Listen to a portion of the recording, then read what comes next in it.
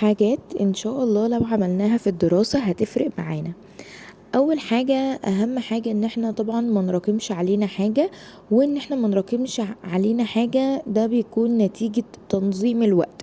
لو نظمنا وقتنا كويس مش هيتراكم علينا حاجة.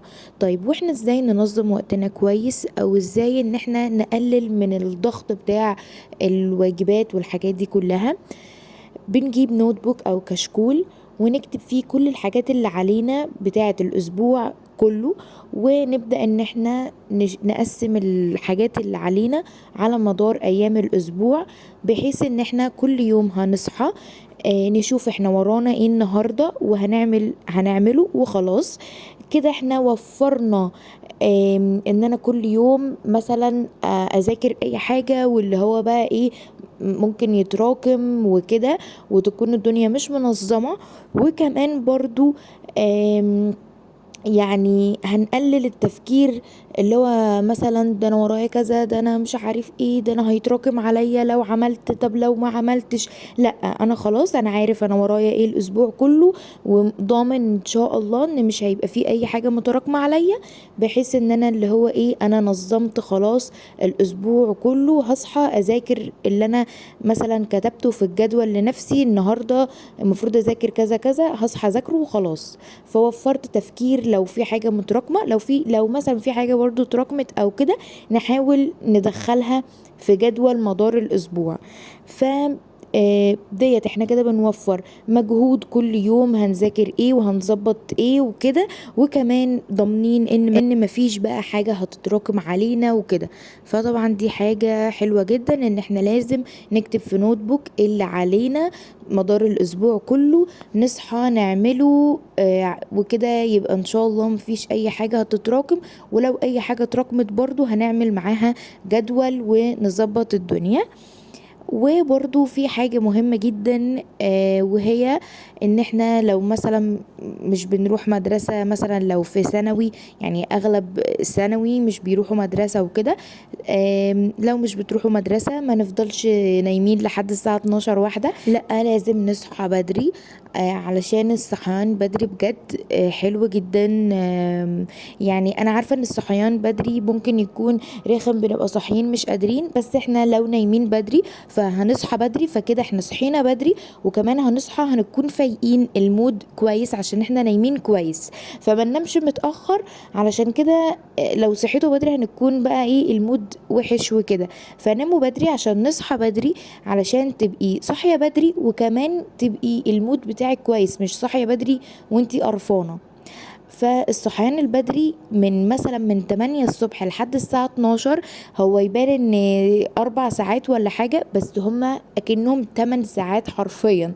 يعني الصبح بدري ده اضربوه في 2، لان هو يعني بجد يعني بيبقى فيه بركة مش طبيعية، بركة رهيبة رهيبة رهيبة. يعني أنا والله لما بصحى بدري من 8 ل 12 بخلص حاجات اكتر من الساعة 12، من بعد 12 الظهر لحد بالليل مثلا. متخيلين في 4 ساعات ممكن اخلص حاجات اكتر من 12 لحد مثلا 4 او 5 العصر مثلا. فبجد لازم حاولوا ان احنا نصحى بدري وكده. وبرضو في حاجة مهمة جدا جدا، ان احنا لازم المكان اللي نكون فيه يكون مرتب ونظيف. ممكن في ناس تقول ده هبل، بس لا هو بجد مش هبل بجد. جربوا، يعني انتوا جربوا كده لما تبقوا مرة بتذاكروا والمكان مش مرتب، ومرة بتذاكروا والمكان مرتب. يعني مثلا ممكن ترشوا برفيوم في الأوضة، وبرده مثلا المكتب حاولوا ان هو ما يكونش متكركب خالص، لا نحط بس المادة اللي احنا هنذاكرها. علشان ما تحسوش ان يا لهوي كل ديت كتب هنذاكر الحاجات دي كلها، لا المادة بس اللي هنذاكرها تحطوها. يعني وغير كده كمان علشان المادة اللي انتوا تكونوا بتذاكروها يكون مثلا ما بتبقاش كتاب واحد، يعني لو في كذا كتاب تبقى الدنيا واسعة كده عليكم، يعني فاهمين قصدي. بس فدي حاجة مهمة جدا جدا، بتفرق جدا في المود كده، اللي هو لما تبقى الدنيا مترتبة ونظيفة. وبجد والله والله الترتيب والنظام والنظافة بيفرقوا جدا جدا جدا في النفسية او في المود.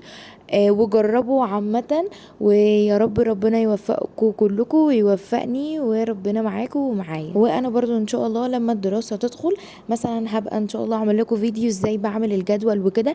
انا بس حبيت اوضح لكم ان الجدول مش شرط يكون ان في حاجات متراكمة فنعمل الجدول، لا احنا انا بعمل الجدول بكتب مثلا انا عندي دروس ايه في الاسبوع، بظبط الواجبات، يعني بكتب كده في الجدول النهارده يبقى كذا، اصل انا النهارده مثلا عندي درس كذا فهعمل كذا مش عارف ايه، واظبط بقى بحيث ان انا ما يتراكمش عليا حاجه. يعني الجدول ده بيخليني ان ما يتراكمش عليا حاجه، ولو اتراكم حاجه بحاول ان انا ادخلها في اي يوم من الايام في الجدول. اشوف مثلا ايه، ده مثلا النهارده الاثنين مثلا، ده النهارده عندي مذاكره بسيطه، طب خلاص هحط حاجه زياده من المتراكمه عليا، وهكذا. فاهمين قصدي؟ ف انا هوريكم برضو ان شاء الله ازاي مثلا بحاول ان انا اظبط الجدول وكده ان شاء الله لما الدراسة تدخل. مع السلامة.